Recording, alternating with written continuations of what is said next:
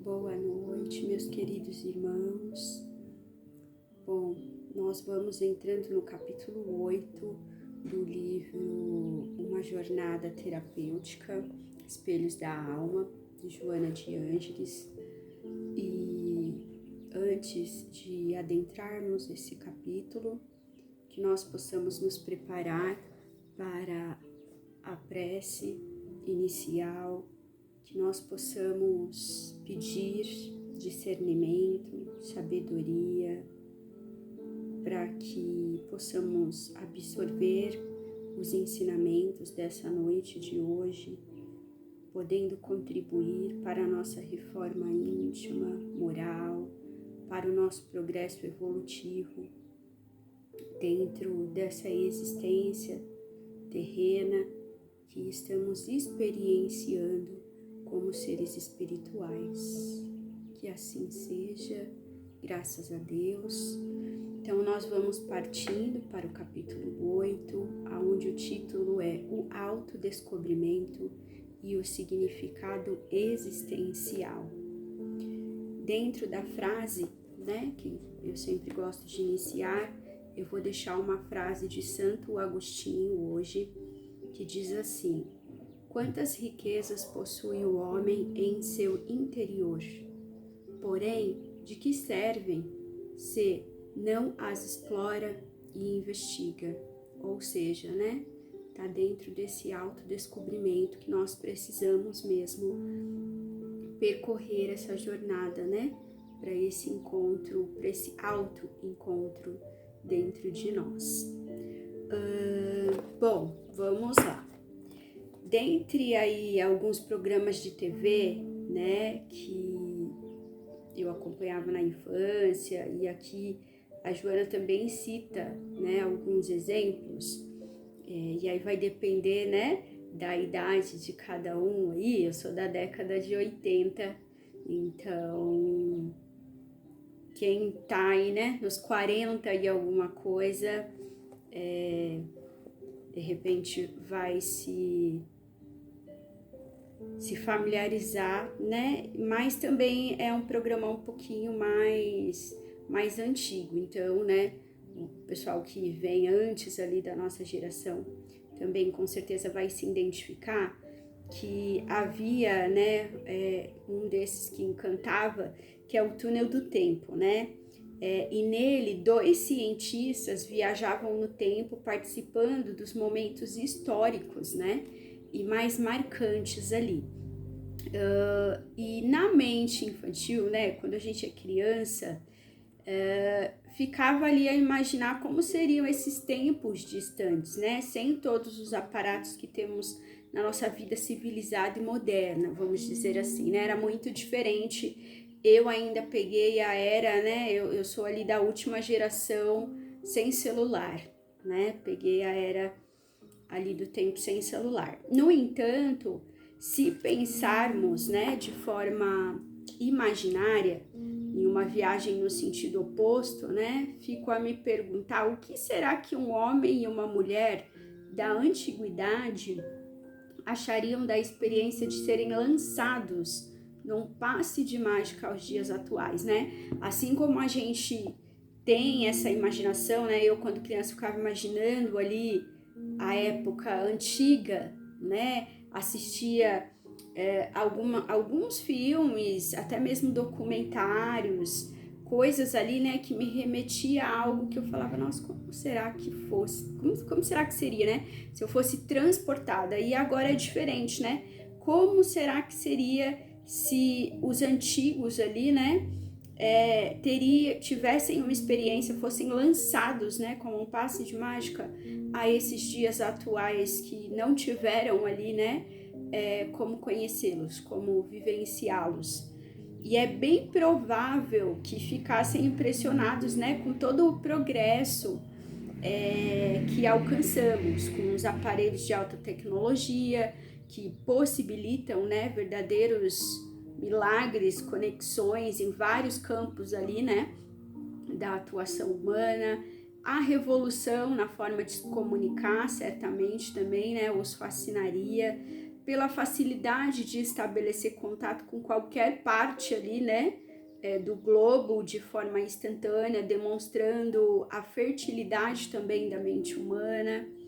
E aí a gente vai entendendo um pouquinho mais, né, sobre esse autodescobrimento e o significado existencial, que é o que o capítulo gostaria de propor. Não obstante, certamente ficariam desapontados com a presença da violência, né, que ainda permanece como marca da barbárie em nossos dias, assim como as patologias da era moderna também, né, cada vez mais a gente ouve falar em novos diagnósticos e tudo mais, né, e que logicamente apresentam índices alarmantes, né, na depressão, solidão, ansiedade, compulsões, transtornos e etc. Então, a gente sempre vai ter os prós e os contras, né? De todas as fases, de todas as experiências, das situações, né? Verificariam ali, né? Como é que eu posso dizer?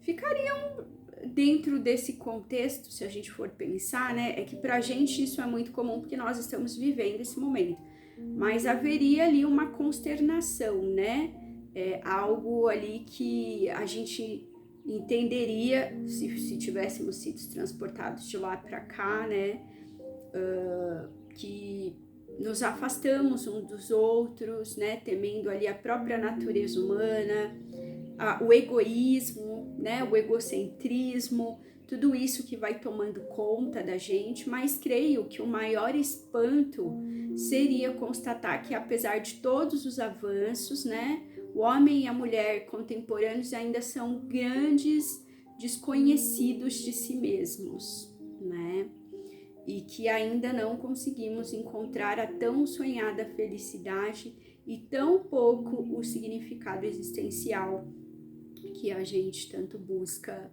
resposta, né? Por que será que com todas as conquistas que tipificam, vamos dizer assim, a nossa era, ainda temos tanto medo de nos conhecer? Eu deixo essa pergunta para vocês. Por que postergamos tanto a busca do sentido existencial e permanecemos vivendo em vidas vazias?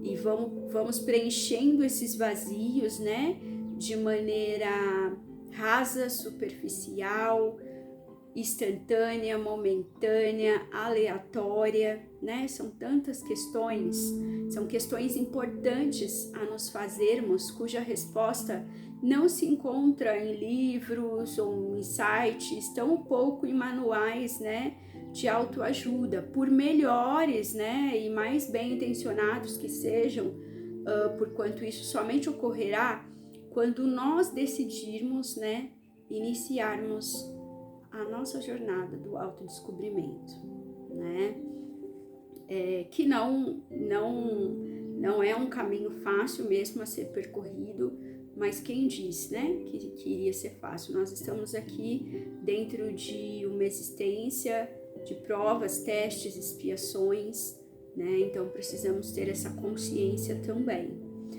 E aí eu vou falar um pouquinho sobre o capítulo, ele é bem amplo, né, então eu vou dar uma boa resumida e vou falar um pouquinho dentro dessa questão da necessidade do autodescobrimento, né. O primeiro passo é justamente tomar a decisão de fazê-lo, mesmo sabendo que o resultado final, né, não está sob o controle do ego ali, mas a serviço de uma força maior da nossa psique, né? E é justamente por não estar no nosso controle que a gente foge, né? Que a gente se auto-sabota, que a gente coloca as nossas resistências, as nossas barreiras para lidar, né, com esse caminhar mesmo. E analisando a questão sobre o prisma da psicologia espírita, né, a Joana nos esclarece a importância dessa decisão, a necessidade portanto, né, do autodescobrimento em uma panorâmica ali racial, né, que torna-se inadiável a fim de favorecer a recuperação quando em estado de desarmonia, o crescimento, né, se portador de valores intrínsecos latentes, enquanto não se conscientize das próprias possibilidades, né, a gente como indivíduo aturde-se em conflitos de natureza destrutiva. E aí ela fala que ou foge espetacularmente para estados depressivos, mergulhando em psicoses de várias ordens, em que o dominam e inviabilizam a sua evolução, pelo menos momentaneamente. Então, né, quando se fala de um panorama racional, temos que nos dar conta de que se trata de uma escolha consciente, né, cuja razão é chamada a participar ativamente. Ou seja, eu sempre digo aqui no consultório para os meus pacientes, né, o autoconhecimento, ele é um caminho sem volta. A partir do momento que a gente começa a trilhar, não dá para a gente fingir, né, que não sabe daquilo que a gente já aprendeu, daquilo que a gente já foi entendendo um pouquinho sobre nós. E é muito ali similar à doutrina espírita, né? Quanto mais eu conheço, quanto mais eu me aprofundo, mais responsabilidade eu assumo sobre aqueles conteúdos, né? Não dá pra gente simplesmente largar no meio do caminho. Lógico que nós temos o nosso livre-arbítrio, nós podemos utilizar, né, essa carta na manga, vamos se dizer, mas isso também vai ter um custo, né?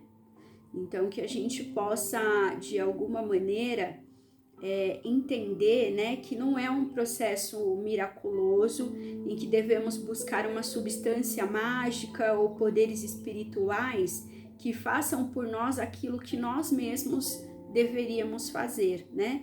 Permanecer nessa busca é alimentar a infância psicológica. Tudo começa ali, né?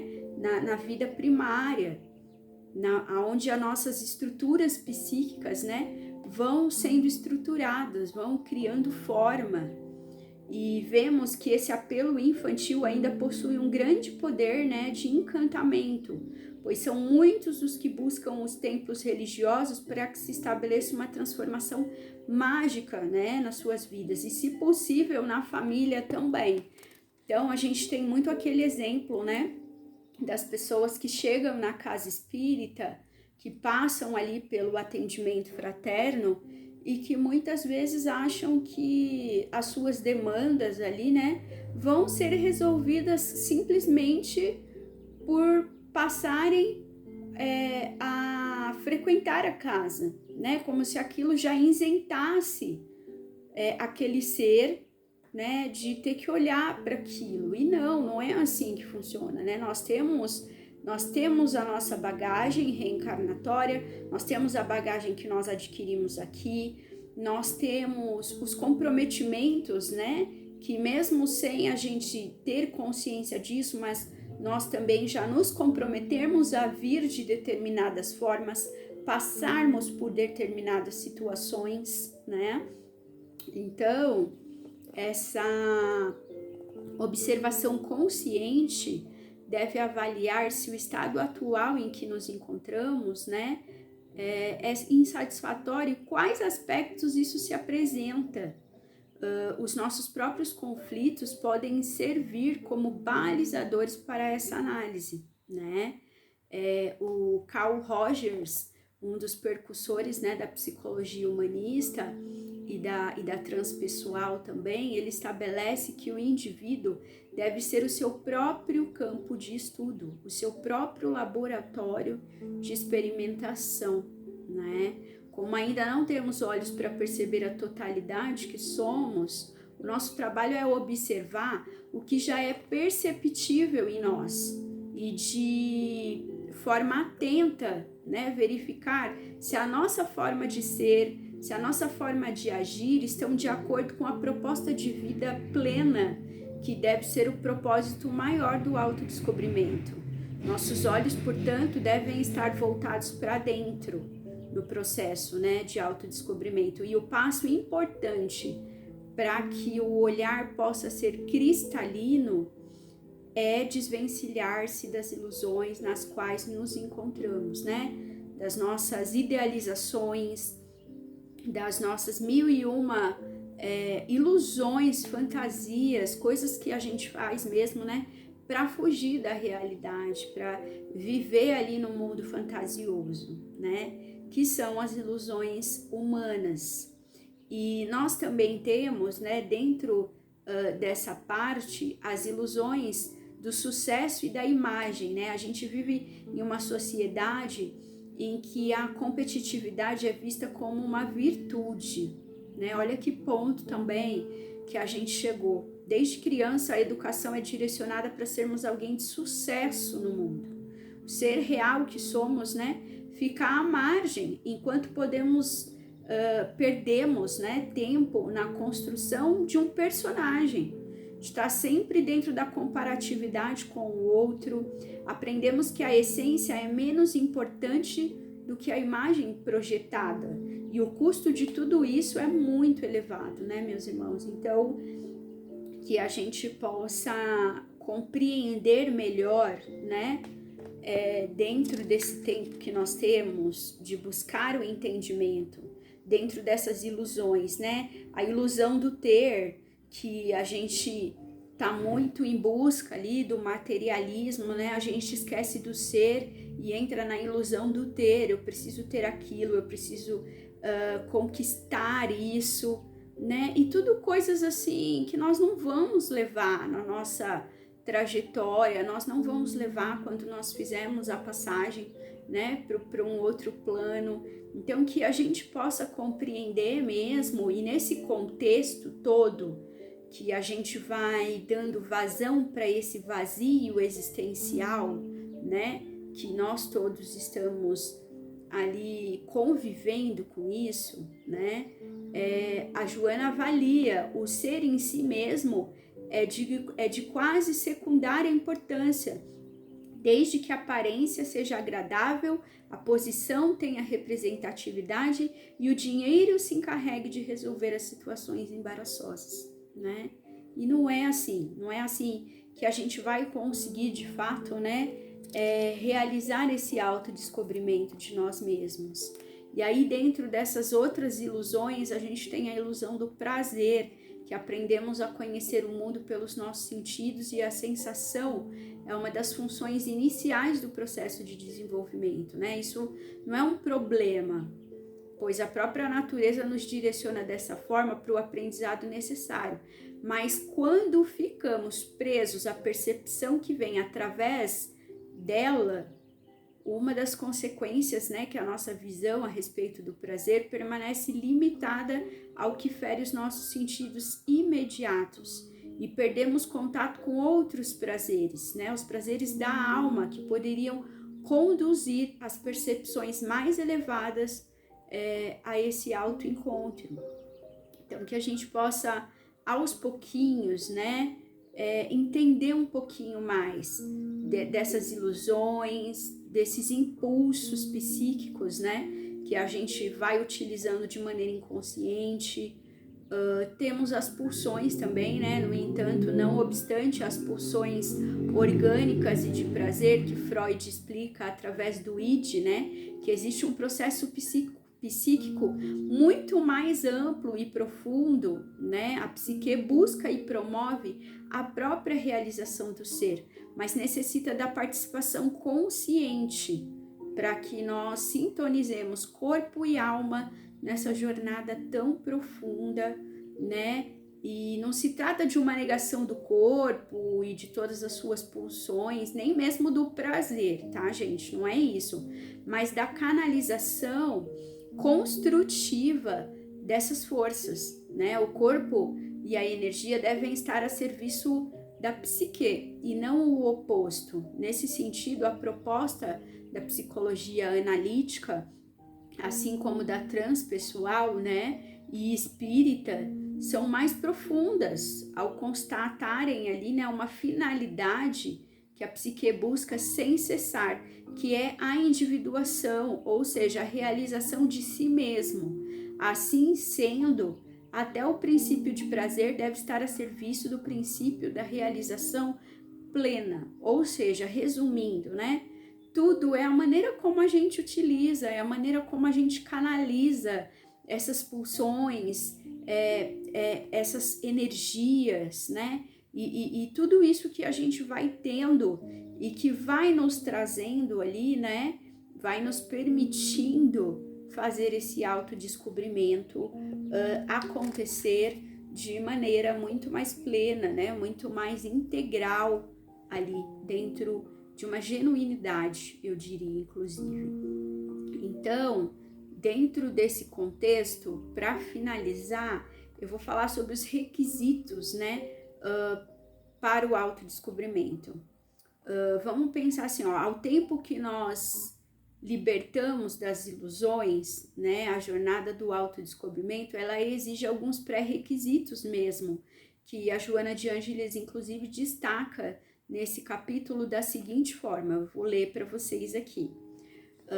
Fazem-se imprescindíveis alguns requisitos para lograr-se ao autodescobrimento com a finalidade de bem-estar e dos logros plenos, a saber, insatisfação pelo que se é ou se possui, ou como se encontra, desejo sincero de mudança, persistência no tentame, disposição para aceitar-se e vencer-se, capacidade para crescer emocionalmente. Então ela destaca aqui, né, esses pré-requisitos.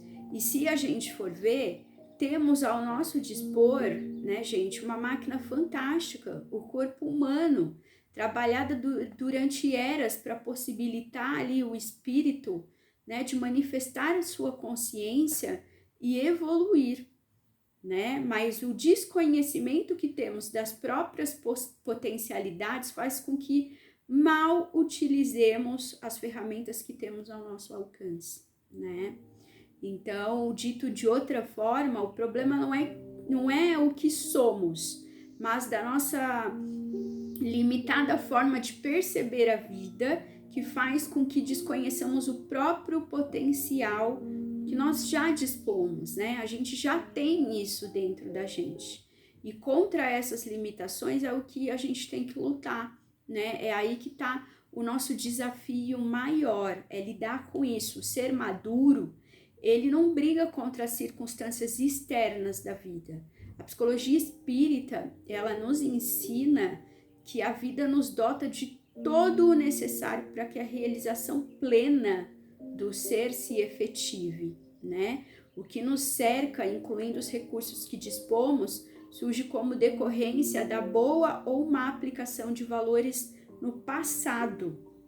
Também devemos levar em conta as necessidades do processo evolutivo, inclusive, que às vezes colocam alguns empecilhos no caminho, né, esses obstáculos, como forma de desenvolver as aptidões do espírito, gente, na adversidade.